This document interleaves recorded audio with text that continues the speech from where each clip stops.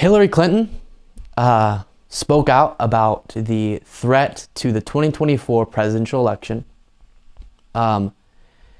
in relation to the planning that we are aware is going on to restructure our elections or restructure the rhetoric and actions around our elections to not let what happened in 2020 happen again. What do I mean by that? I mean not allow someone like Trump to get properly removed from office when they lose if they don't want to. So Trump tried to stay in office even though he lost, and he eventually had to go. What Republicans a lot of Republicans are working on right now is to set up a situation, at least MAGA Republicans, where the next Donald Trump, whether it's actually him or someone else like him, can do what Trump did, but actually be able to stay in office. And Hillary Clinton is calling out that fact in this video here. I know we're all focused on the 2022 midterm elections, and they are incredibly important. But we also have to look ahead, because you know what?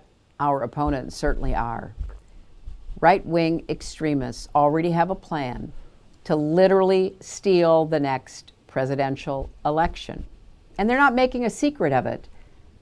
The right-wing controlled Supreme Court may be poised to rule on giving state legislatures, yes, you heard me that correctly, state legislatures the power to overturn presidential elections. Just think, if that happens, the 2024 presidential election could be decided not by the popular vote or even by the anachronistic Electoral College, but by state legislatures, many of them Republican-controlled.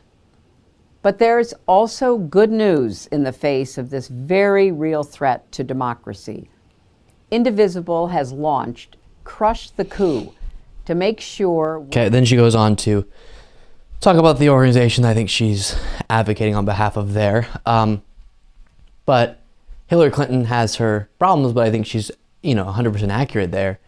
And we are seeing both state legislatures and the planning there, but then also in the Secretary of State position in different states, full-on election deniers being the nominee for the Republican Party for Secretary of State in a number of states and likely going to win in a few of those, who have committed to not have acting the way that their predecessor did in 2020, meaning that a lot of times, as we saw with Brad Raffensperger in Georgia and a few others, the state Secretary of State said to Donald Trump or to his allies, listen, no, the people in our state voted. Sorry, I'm a Republican, but Trump lost, and that's the way this has to go. But if you give both, in the specific thing she's talking about, giving more power to the state legislatures to say, yeah, the popular vote in our state went this way, but we think there was fraud, so we're going to send different electors, or giving more power to, not giving more power, but the power that Secretary of States have, putting people there who don't believe in our election process or believe in these crazy, fantastical stories about election fraud and would do anything possible to keep the Republican presidential candidate the victor in that state regardless of the actual results, that sets up a very scary situation for the next presidential election, and one that we have to keep a close eye on. So I think a lot of times in politics, the best way to go about things is to really take it one election at a time.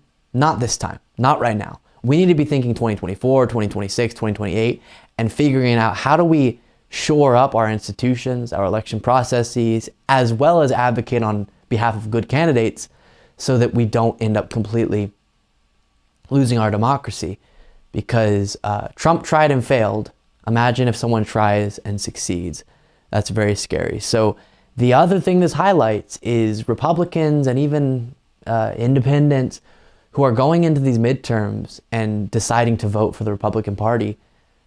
They need to think twice. And I really don't know how many at this point Republicans watch my show, but I do plead to people on this platform and in my personal life to think about the fact that, listen, I get, regardless of if we disagree on who's actually causing it or what actually causing inflation and who's better for this and who's better for that and who passed more things that help the everyday working person, can we just set those disagreements aside for a second and recognize none of that matters if in 2, 4, 6, 8 years, American democracy has died. And I know when I say something like that, anyone who's not real tuned into this and hasn't been keeping up with this each step of the way will be like, this is some hyperbolic lefty. No. I'm not saying that hyperbolically. And very renowned thinkers and researchers and experts have weighed in on this and said there's a very real possibility we do lose our democratic process in the United States of America if the current movement that we call MAGA Republicans is able to acquire enough power and keeps on its current trajectory. And so I plead with people to recognize I want to be able to debate those issues about who's better for policy and who's better for the future of America within our democratic process by voting for different elected officials and seeing who wins and they get to go and then we disagree. I want that. That's awesome.